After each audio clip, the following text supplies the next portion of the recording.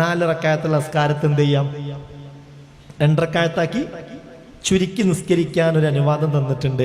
അത് വലിയ യാത്രക്കാണെങ്കിൽ അതാണ് അഫ്ളൽ. അത് യാത്രക്കാരനുള്ള ഒരു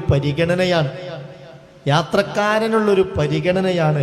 4 റക്അത്തുള്ള നിസ്കാരത്തെ 2 റക്അത്തായി ചുരുക്കി നിസ്കരിക്കുന്നതിനാണ് എന്ത് പറയാ, ഖസ്ർ എന്ന് പറയാ.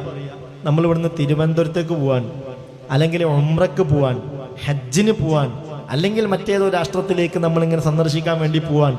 എന്നാൽ നമ്മൾ യാത്രയിലാണ്. തിരിച്ച് നമ്മളെ വീട്ടിലേക്ക് എത്തുന്നത് വരെ നമുക്ക് എന്ത് ചെയ്യാം, 4 റക്അത്തുള്ള നിസ്കാരത്തെ 2 റക്അത്തായി ചുരുക്കാം. അതിന് ഖസ്ർ എന്ന് പറയും. എന്നതുപോലെ ഒരു നിസ്കാരത്തെ മറ്റൊരു നിസ്കാരത്തിന്റെ സമയത്തിൽ ചേർത്തി നിസ്കരിക്കുന്നതിന് എന്ത് പറയും, ജംഅ് എന്ന് പറയും. ളുഹറിനെ അസ്റിലേക്ക്, അല്ലെ അസ്റിനെ ളുഹറിലേക്ക്. യാത്രയിലാണ്, ളുഹറിന്റെ സമയത്ത് നീ നിസ്കരിക്കാനൊക്കെ സൗകര്യമുണ്ട്, എന്നാൽ പോലും ആ സമയത്ത് നിസ്കരിക്കൽ നിർബന്ധം ഇല്ല. ഞാൻ ഈ ളുഹറിനെ അസ്റിലേക്ക് പിന്തിച്ച് ജംആക്കി എന്ന് നിയ്യത്ത് ചെയ്താൽ ഒരു വിരോധവുമില്ല. ആ അസ്ർ നിസ്കരിക്കുന്നതിന് തൊട്ട് മുമ്പ് എന്ത് ചെയ്താൽ മതി, അസ്റിന്റെ സമയത്ത് ളുഹർ നിസ്കരിച്ചാൽ മതി. അല്ലെങ്കിൽ ളുഹറിന്റെ സമയത്ത് തന്നെ അസ്റിന്റെ സമയത്ത് ഇപ്പൊ യാത്രയിലാവും, അപ്പൊ നിസ്കരിക്കാൻ സൗകര്യം സംവിധാനമൊക്കെ ഉണ്ടാവുമോ എന്ന് അറിയൂല. അതുകൊണ്ട് ആ അസ്റിനെ ഇപ്പൊ തന്നെ നിസ്കരിക്കുന്നു എന്ന് പറഞ്ഞ് ളുഹർ നിസ്കരിച്ച ഉടനെ തന്നെ എന്ത് ചെയ്യാം, ഇതിന്റെ കൂടെ തന്നെ സലാം വീട്ടി അസ്ർ നിസ്കരിക്കാം.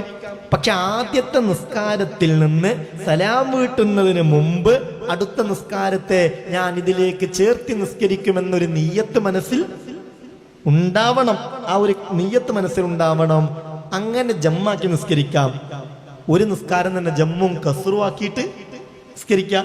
ഇപ്പൊ ളുഹറിന്റെ സമയത്ത് 2 റക്അത്ത് ളുഹർ നിസ്കരിച്ചു, ഉടനെ തന്നെ അസ്ർ 2 റക്അത്തായി മുന്തിച്ച് ജമ്മും കസ്റും ആക്കിയിട്ട് എന്ത് ചെയ്യാം, നിസ്കരിക്കുക. അതിനൊക്കെ ഇളവുണ്ട്, ശറയിൽ ഇളവുണ്ട്. ഇങ്ങനെ യാത്രയിലല്ലാതെ തോന്നിയതിനൊക്കെ നിസ്കാരം കളാക്കുക. വീട്ടിലൊരു സൽക്കാരം ഉണ്ടെങ്കിൽ അന്ന് പലർക്കും എന്തില്ല, നിസ്കാരമില്ല.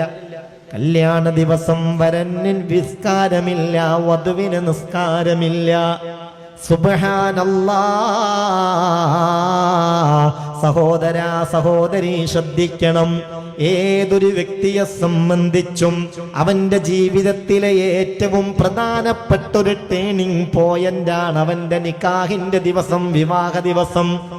നമ്മുടെ പൊന്നുമോളെ, നമ്മുടെ വീട്ടിൽ നിന്ന് വളർന്ന് വലുതായ പൊന്നുമോളെ അവിടുന്ന് പറിച്ചെടുത്ത് മറ്റൊരിടത്ത് കൊണ്ടുപോയി നമ്മൾ നടുകയാണ്.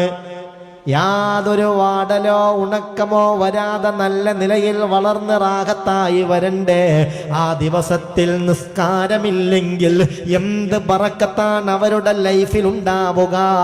ഇത് ചിന്തിക്കാൻ ഉമ്മക്കും ഉപ്പക്കും കഴിയണം, ആ മകൾക്കും അതിന് കഴിയണം. അല്ലെങ്കിൽ അവളോടത് പറഞ്ഞവളെ ബോധ്യപ്പെടുത്തി, പൊന്നുമോളെ ഒരു കാരണവശാലും ഇന്ന് നിസ്കാരം ഖളാ ആക്കരുതേ എന്ന് മാതാപിതാക്കൾ പറഞ്ഞു കൊടുക്കണം. നിസ്കാരം ഖളാക്കിയ ബറക്കത്താണ്ട് മുറിഞ്ഞു പോയി. അല്ലാഹു കാക്കട്ടെ. അപ്പൊ കാര്യം ശ്രദ്ധിക്കണം. ഞാൻ സാന്ദർഭികമായി ഓർമ്മപ്പെടുത്തിയതാ. ചിലപ്പോൾ റമളാനിലൊക്കെ അങ്ങനെ വീട്ടിൽ വലിയ നോമ്പുതറയൊക്കെ സംഘടിപ്പിക്കും. ആ നോമ്പ് തുറക്കാൻ മഗ്‌രിബിന്റെ സമയത്ത് പലരും വീട്ടിൽ നോമ്പറക്കാൻ വരും. അന്ന് വീട്ടിലെ പെണ്ണിന് പലപ്പോഴും മഗ്‌രിബ് നോമ്പുറപ്പിക്കൽ സുന്നത്തേ ഉള്ളൂ, അതൊരു നിർബന്ധ കാര്യമൊന്നും അല്ല. പക്ഷെ ഈ നിസ്കാരം കണ്ടുപോയാലോ, ഈ നിസ്കാരം നഷ്ടപ്പെട്ടാലോ? അല്ലാഹുവേ, ഒരു വക്തും ഖളാ ആവാതെ മരണം വരെ റാഹത്തായി നിസ്കരിക്കാൻ ഞങ്ങൾക്കും കുടുംബത്തിനും തൗഫീഖ് ഏകണേ അല്ലാഹ്.